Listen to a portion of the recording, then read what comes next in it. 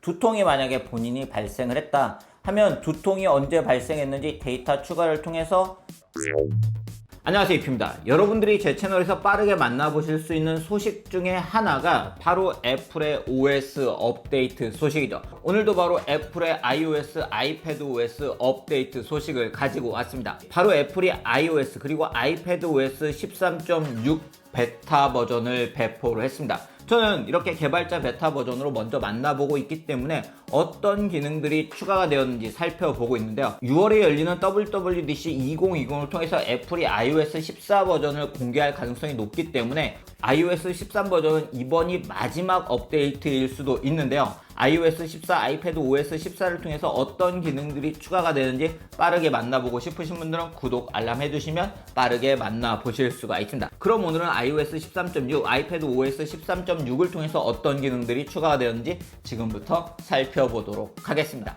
먼저 업데이트가 변화란 것을 확인을 할 수가 있는데요. 보시는 것처럼 기존에는 저희가 이렇게 자동 업데이트를 켜고 끌 수만 있었어요. 자동 업데이트를 설정을 해주면 밤 사이에 업데이트가 다운로드가 되고 그리고 자동으로 업데이트가 되는 형태였죠. 그렇지만 보시는 것처럼 이번에는 자동 업데이트를 커스터마이즈 할 수 있는 기능이 추가가 되었습니다.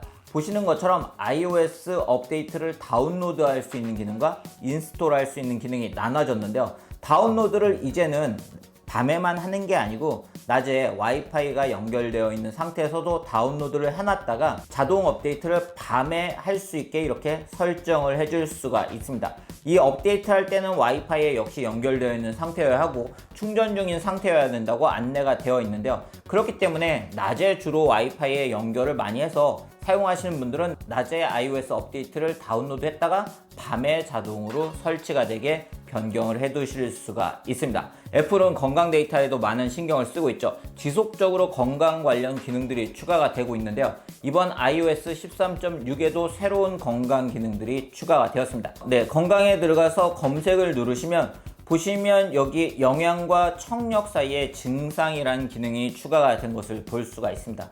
증상을 누르게 되면 보시면 이렇게 다양한 증상들이 추가가 된 걸 볼 수가 있죠. 이러한 증상들을 이제는 유저들이 관리를 할 수가 있습니다. 제가 일단 하나를 등록을 해봤는데요. 두통이 만약에 본인이 발생을 했다 하면 두통이 언제 발생했는지 데이터 추가를 통해서 순암, 보통, 심각함을 선택할 수 있고 언제 시작되고 언제 종료가 되었는지를 여기에 추가를 해 두실 수가 있으세요. 그렇기 때문에 이렇게 나 이때 두통이 좀 있었어 하는 걸 저장을 해 두실 수가 있고 두통에 대한 안내가 되어 있는 걸 볼 수가 있고요. 즐겨찾기를 해 두실 수가 있고 모든 데이터 보기와 데이터 소스 접근을 설정을 하실 수가 있습니다. 예를 들어 피로감을 많이 느끼시는 분들도 언제 피로했는지 우리가 어디 적어 놓지 않으면 이걸 잘 알 수가 없잖아요.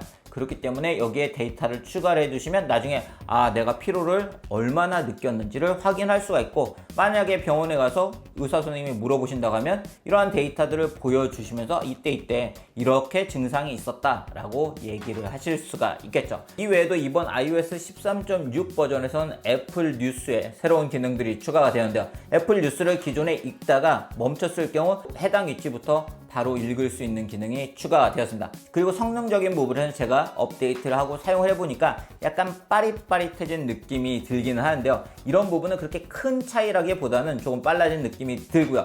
과연 iOS 14에서는 또 이러한 성능적인 부분은 어떻게 변화를 할지 저도 궁금해지는 부분입니다. 네, 오늘은 이렇게 애플의 iOS 13.6, iPadOS 13.6 버전의 업데이트 소식을 전해드렸습니다. 제가 만나보고 있는 버전은 앞에서 말씀드린 것처럼 개발자 베타 버전이에요. 그렇기 때문에 일반 버전에 이 기능들이 모두 다 탑재가 될지는 일반 버전이 배포가 돼 봐야 알 수가 있는데요. 특히 6월에는 WWDC 2020이 있기 때문에 해당 행사를 통해서 iOS 14 버전이 공개가 될 가능성이 높습니다.